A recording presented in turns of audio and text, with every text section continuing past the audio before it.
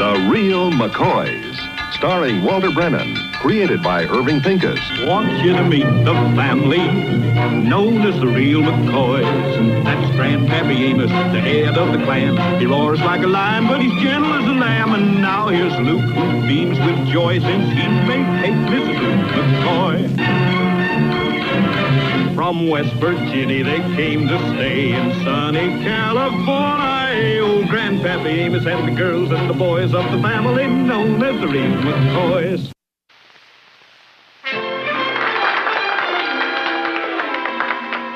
The responsibilities of the office of president of the Junior Grange are manifold. I know that you will make your choice after long and careful consideration. And I can assure you that in the event that I am chosen, I will do my utmost to fulfill those obligations of the office of president of the Junior Grange. Thank you.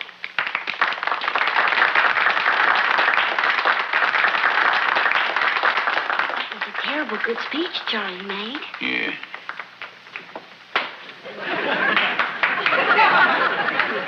Sure different from last spring when he get up to give a talk. He was as scared then as Luke is right now. We'll now hear from our other candidate, Mr. Luke McCoy.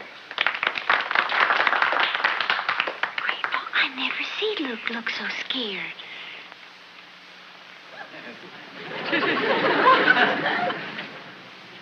Every time that boy tries to speak in public, his words always lose a sense of direction. Head right back for his stomach. Ladies and gentlemen, and Mr. President of the Senior Grange, all you out there, members, I mean. Charlie Perry made a good speech. I liked it. And I know all of you liked it, because the way you all clapping your hands out there. I know that Charlie liked it. Otherwise, he wouldn't have spoke it. Which brings up the Grange. I got some ideas. I got 4 points that I think are pretty good. I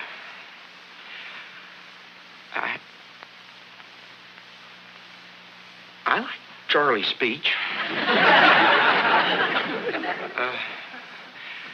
And I hope all of you vote for me, because I want to be the president, too.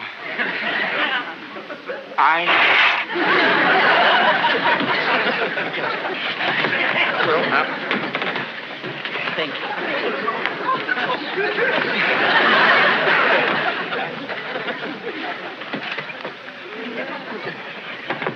Well,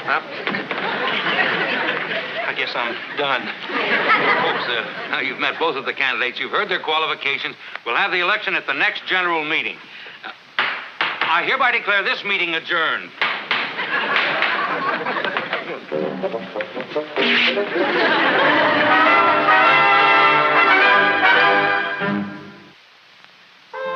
Morning, honey. Would you like some ham and eggs? Well, no, could you just hold up on it?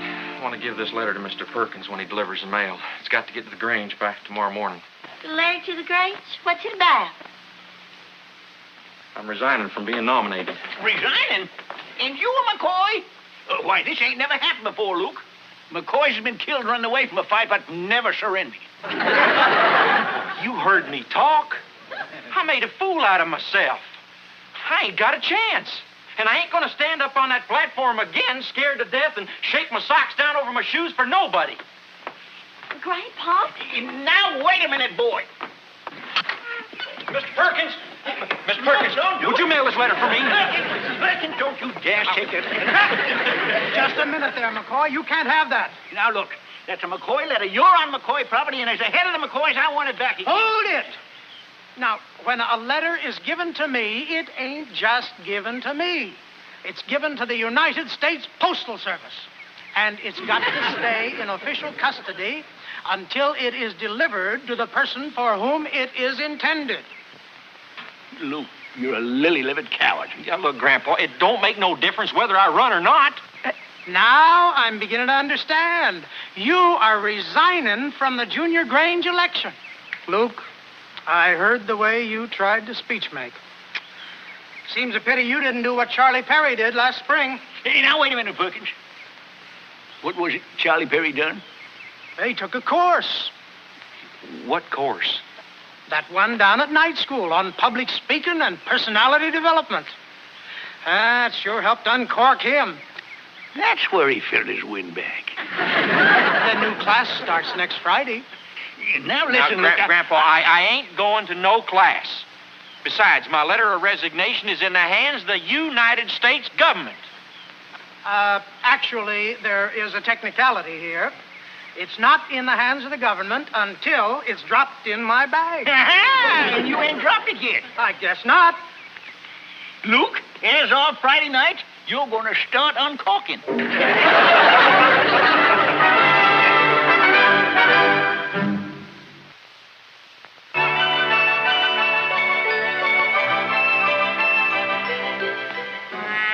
It's an honor for a man to take part in community affairs. And a man needn't stop there. Greater opportunities beckon to a man of leadership. Even a young San Fernando Valley could emerge from obscurity to become a city councilman, state representative, mayor, even governor of his great state. Gentlemen, that is America's promise to all of us.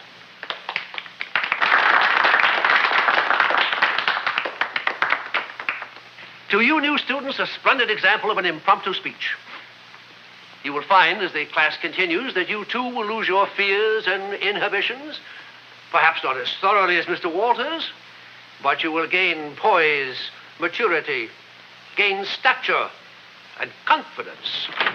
Will you come in, please? Maybe I'll come back next year. No, you want to join our class in public speaking. Well, then come right in. Gracious. Gentlemen, I want you to meet Mr. Luke? McCoy? Mr. Luke McCoy. Thank you. McCoy, I've seen many men come into my classes just as tongue-tied and frightened as you are. But I assure you, you will overcome your problem. You do want to overcome it, don't you? Huh? Speak, open your mouth, talk about anything.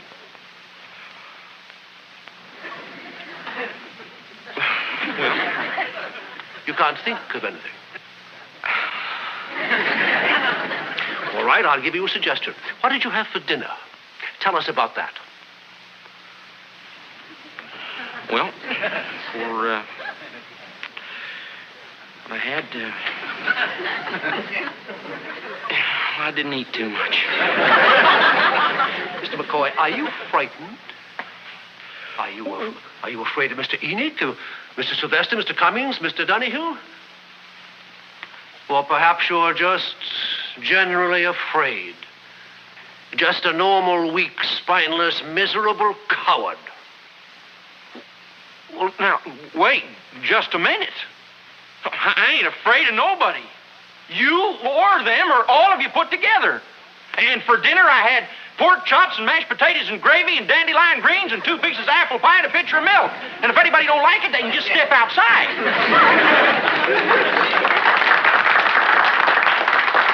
I spoke. Without no trouble.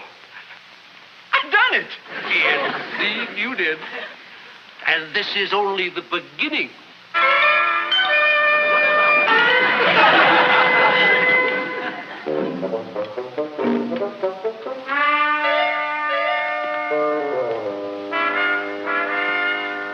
Hello there, Grandpa! Look, you like to scare me to death. Well, I'm sorry, Grandpa. I didn't mean to. Don't you never do that again. It's an earthquake. Everybody under a doorway.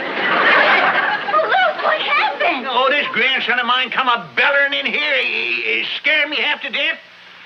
Well, I was just trying to show you what I learned tonight. But don't you notice nothing different about me? Yes, his shoes are all covered with my milk and pie. No, I mean about my public speaking. Public speaking? Why, that's public yelling. You'd like to stab me clean out of my bathrobe. Grandpa! Oh, it's all right. I was just fooling myself. I should have known better than to think I could learn how to talk. Like you say, Grandpa, you can make a silk purse out of a sow's ear, but it's still a pitiful-looking purse.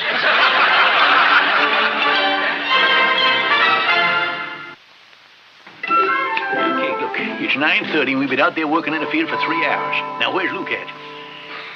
Grandpa, I've never seen him so down. He's just sitting in a corner in the living room, just moping and feeling bad. Well, he can feel just as bad out there working in the fresh air and the sunshine. Grandpa, no. Now, after last night, I think you just best leave him alone. What was I supposed to do after he explodes in my ear and slams all my backbones out of place? You don't have to keep telling him he's stupid. He's not going to have any confidence in himself that way. Well, what you want, that I should go in there and apologize to him? No, but Luke went to school to learn how to talk, Grandpa. We got to give him confidence. No matter what he says, we got to tell him it's wonderful. The best we ever heard. You mean lie to the boy? Well, in a way. It's a good idea. Surprised you thought of it. Sort of mellow him up a little bit.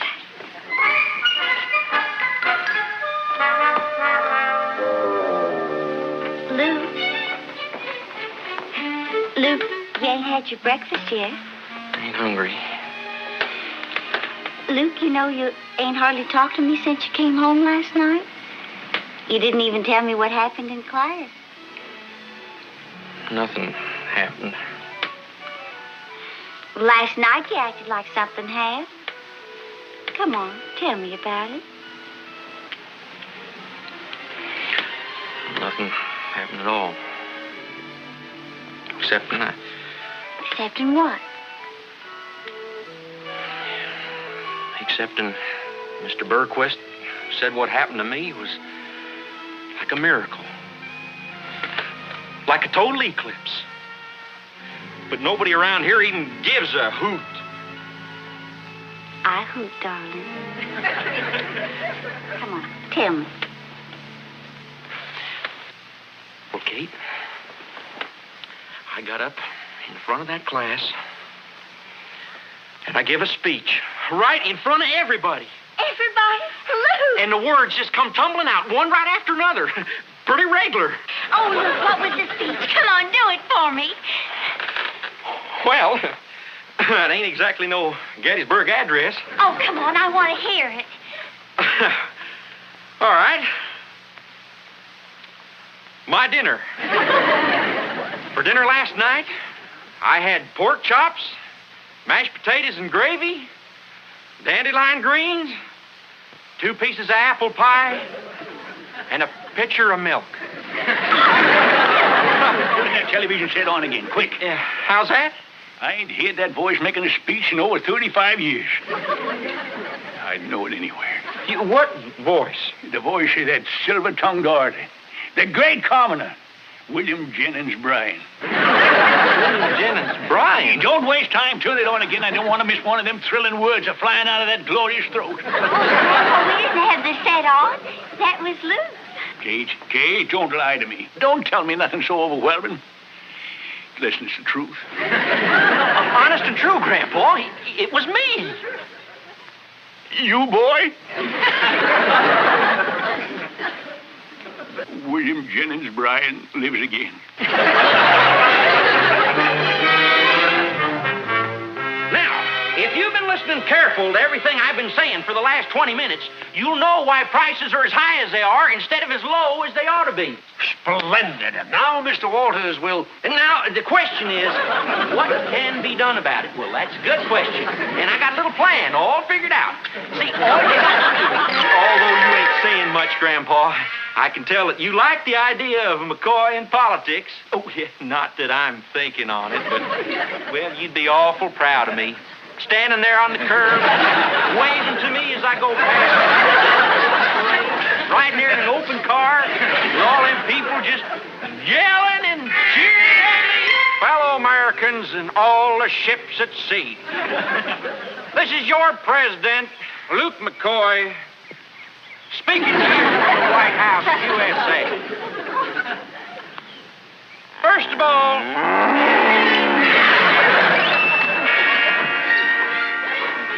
Coast clear? Luke went into town, Grandpa. You ready for lunch? I'm starved. What'd Luke go to town for? He went in to rent a tape recorder so he could practice his speech for the Grange tonight. And I wish he'd put that tape over his mouth instead of on the machine. Now, Grandpa. Well, he's back. It's too late. Forget the lunch. I'll grab me a piece of bread on the way out and pick me some turnips. well, if it ain't my beloved family, am I glad you're here. Look, I want you to listen to a joke I'm going to spring on them tonight. It seems like this city fellow was criticizing the farmer about the way he was milking his cow. And this farmer, he just looked that city fellow right straight in his eye, and he said to him, "Don't you tell me what to do. No, I've been milking cows from way back."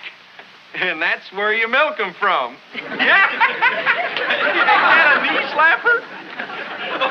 Oh, that poor old Charlie Perry. I tell you, he ain't going to have a chance against snappy stuff like that. And then after I get them all warmed up, well, I'm going to make my big surprise announcement. What announcement, Luke? Well, Grandpa, I think you'll appreciate it more if you hear it the way I'm going to tell it to him at the Grange tonight. See, I'm going to start off like this. Neighbors, I'm glad to see you, real glad to see you. I mean it. Did you notice that sincerity? They got to love me for that.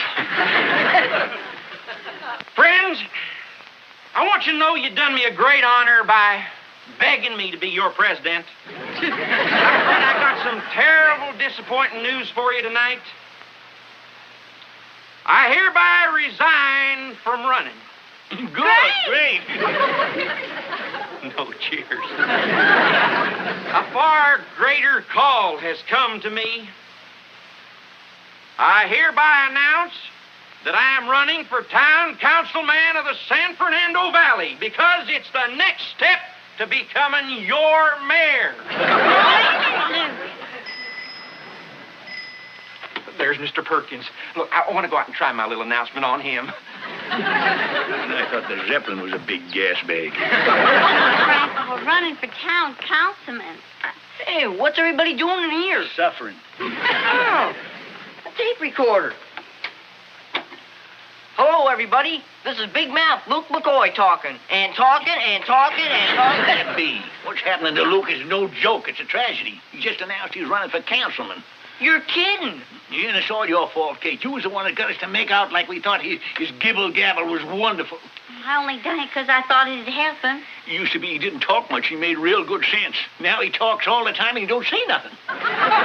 What are we going to do?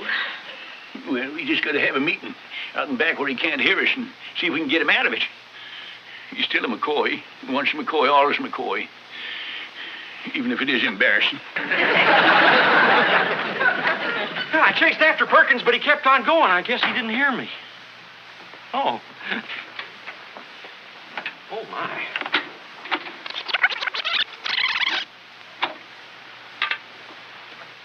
Neighbors, I'm glad to see you. Real glad to see you. And I mean it.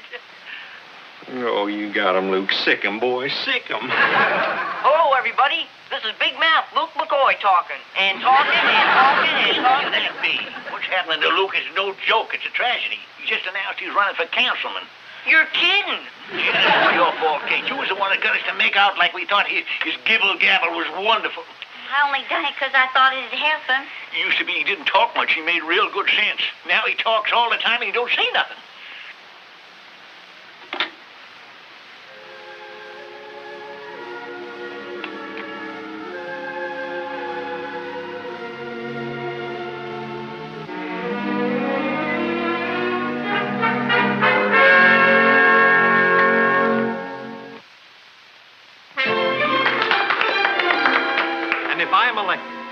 I will work tirelessly for the Grange so that our voices will be heard throughout the San Fernando Valley. Thank you.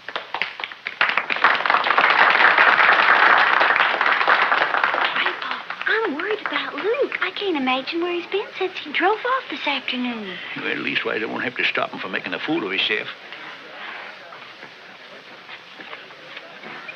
Well, folks, we've heard from Charlie Perry, but our other candidate doesn't seem to be here yet, so I guess we'll just have to... I'm here, Your Honor.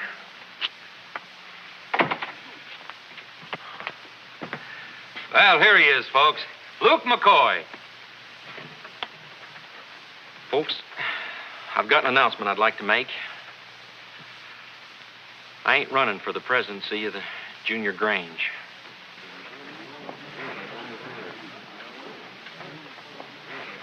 I got another announcement I'd like to make. I ain't running for nothing. What I'm trying to say is, I like being part of your team, but I'm not the man to be your captain. Charlie Perry's better suited for that than me. You know, I one time read that Abe Lincoln once said, nobody ever expected me to be president. Well, as far as my family's concerned, I guess me and Abe Lincoln's got a lot in common.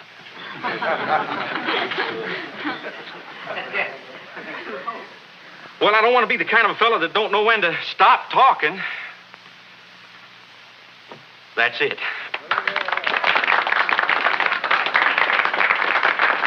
William Jennings Bryan never made a better speech. Well, Sugar Babe, what are you doing? Just welcoming back the old Luke McCoy.